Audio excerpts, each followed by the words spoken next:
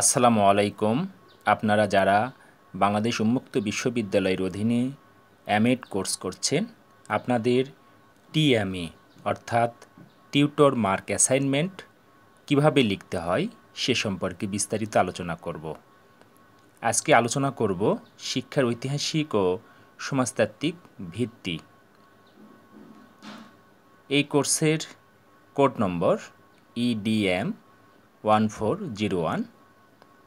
প্রথমেই আপনাদের কভার পৃষ্ঠাতে বিশ্ববিদ্যালয়ের নাম, কোর্সের নাম, কোড নম্বর, এরপর বিষয়বস্তু লিখতে হবে।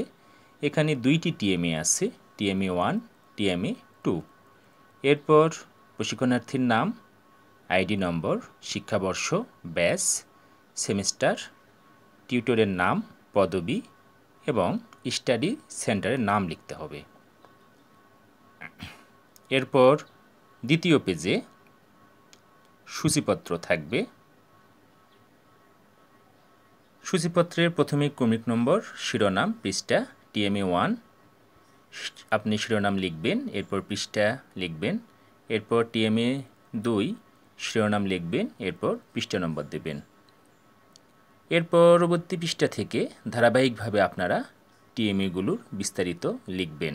প্রথম টিএমএর শিরোনাম লেখার পর প্রশ্ন বিস্তারিত লিখতে শুরু করবেন। ভূমিকার পর যাবতীয় বিস্তারিত বর্ণনা পর্যায়ক্রমে আপনারা লিখবেন, কিন্তু কোনো টিএমএ 400 থেকে 500 শব্দের কম হবে না।